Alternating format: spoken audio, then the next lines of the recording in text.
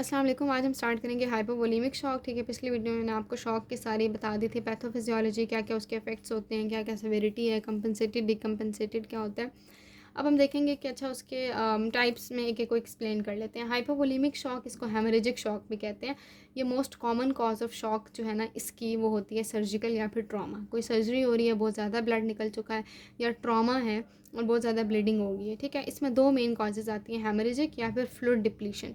या तो ब्लीडिंग बहुत ज़्यादा हो रही है, उसमें वही बातें हो सकती हैं, या ट्रॉमा है या सर्जरी, और मोस्ट कॉमनली इसमें ट्रॉमा आ जाता है। ठीक है, ये दो बातें हो सकती हैं। इसके अलावा क्या हो सकता है कि जीआईटी, ठीक है, कोई फॉर एग्जांपल वो है कोई ड्यूडेनल परफोरेटेड ड्यूडेनल अल्सर वगैरह जो कि ब्लीडिंग कर रहा है। ठीक है, हेमाटिमिसिस या मेलिना की तरफ पेशेंट जा रहा है, और रिट्रोपेरिटोनियल जो है ब्लीडिंग वो भी हो सकती है। तो ये चार सिचुएशंस हैं हेमरेजिक के अंदर। फ्लूइड डिप्लीशन का मतलब ये है कि बंदे का फ्लूइड लॉस बहुत ज़्यादा हो रहा है, यानी बर्न्स फॉर एग्जांपल। ठीक है, बर्न्स में मैं आपको बता चुकी हूँ, बर्न इंजरीज हम डिटेल में कर चुके हैं, बहुत ज़्यादा फ्लूइड लॉस होता है। ठीक है, वॉमिटिंग, डायरिया, डिहाइड्रेशन, कोई थर्मल इंजरी है, तो मतलब बस जनरली याद रखने, कोई ट्रॉमा है, सर्जरी है, या फ्लूइड डिप्लीट हो चुका है, तो उसके रिजल्ट में हमारे पास क्या होगा कि हाइपोवोलेमिक शॉक की तरह बंदा चला जाएगा। फ्रैक्चर्स भी तो हो सकते हैं। ठीक है, फ्रैक्चर्स जो है वो इसमें ट्रॉमा में फ्रैक्चर वाली सिचुएशन आ जाती है कि फ्रैक्चर आपका, वही बात है मैं पहले हेमरेज में भी बता चुकी हूँ कि अगर टिबिया या ह्यूमरस का होता है किसी छोटी बोन का, तो 750 ml ब्लड लॉस हो जाता है। फीमर का होता है तो 1500, और पेल्विक में 2000 तक चला जाता है। ठीक है, मैनेज कैसे करना है, हमेशा हर मैनेजमेंट एयर वे ब्रीदिंग सर्कुलेशन से ही स्टार्ट होती है, तो यहाँ पे भी आपने एयर वे और ब्रीदिंग मेंटेन की, जिस तरह नॉर्मल ATLS गाइडलाइंस होती हैं। ठीक है, फिर सर्कुलेशन हेमरेज कंट्रोल आपने करना है। उसमें वही दो बातें हैं कि एक तो आपने ब्लीडिंग को कंट्रोल करना है, दूसरा आपने फ्लूइड्स देने हैं। ठीक है, अब उसमें भी डिफरेंट बातें हैं कि ज़ाहिर है पहले आपने IV फ्लूइड्स, रिंगर लैक्टेट या सलाइन वगैरह लगाया, साथ साथ आपने वाइटल्स मॉनिटरिंग करते रहना है, और हमेशा याद रखना कि एकदम से आपने एग्रेसिव फ्लूइड नहीं देने। ठीक है, एग्रेसिव फ्लूइड से क्या होती है कि ब्लीडिंग मज़ीद जो है ना वो हो जाती है, तो आपने उसको कंट्रोल करके देना है। ठीक है, बेशक थोड़ा सा ब्लड प्रेशर ड्रॉप हो जाए, उसके बाद आप उसको जो है वो देना स्टार्ट कर दें। ठीक हो गया, और ये हमने डिटेल में कर लिया कि फ्लूइड रिप्लेसमेंट भी हम करते हैं। ठीक है, रिंगर्स लैक्टेट वगैरह से।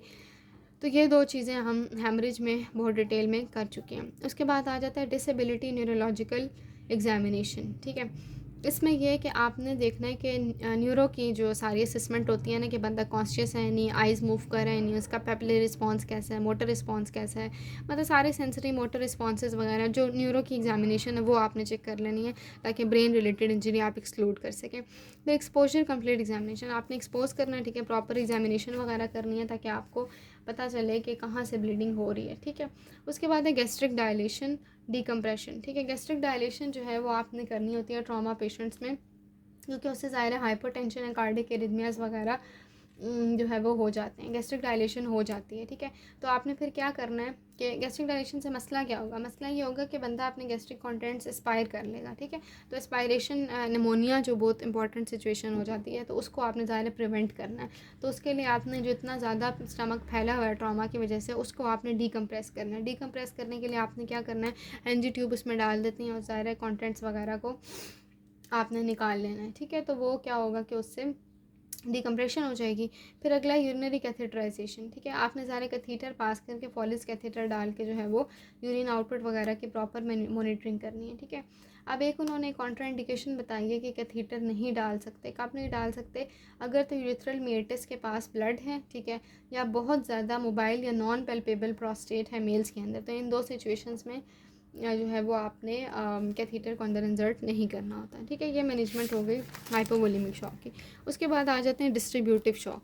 अब जो डिस्ट्रीब्यूटिव शॉक है ना आपका, वो second most common type of shock है। ठीक है, वो जो फर्स्ट मोस्ट कॉमन है वो तो ज़ाहिर है हाइपोवोलेमिक है।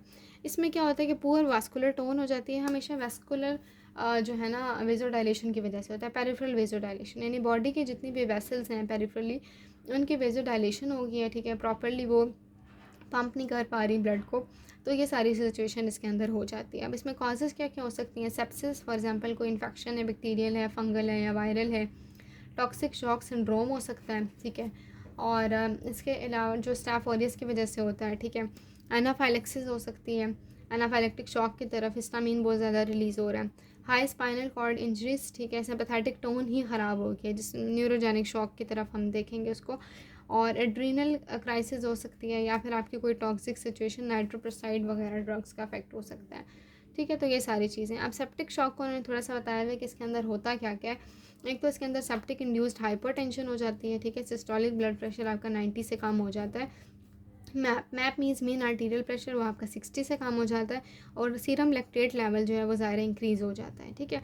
तो ग्राम नेगेटिव बैक्टीरिया की वजह से भी हो सकता है, जैसे स्टार्शिया कोलाई है, क्लैप्शियला वगैरह, और पॉजिटिव की वजह से भी हो सकता है, नीमोकोका या स्ट्रेप्टोकोका। अब ट्रीट कैसे करना है आपने?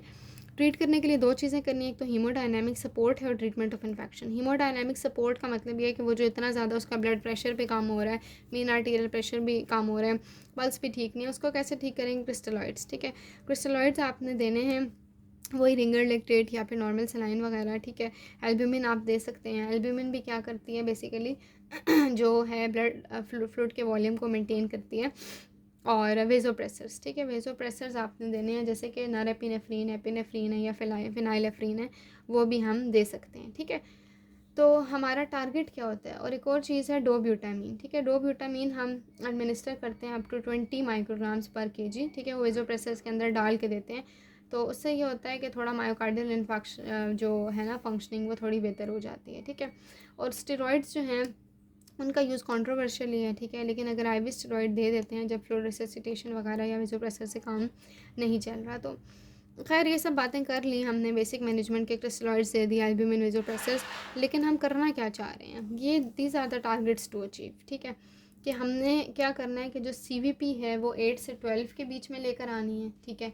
ये आपके रिससिटेशन गोल होना चाहिए पहले 6 घंटों में, कि जो सेंट्रल वीनस प्रेशर है वो आपने 8 से 12 लेके आना है, मीन आर्टीरियल प्रेशर आपने 65 तक लेके आना है, यूरिन आउटपुट 0.5 तक लेके आना है, ठीक है।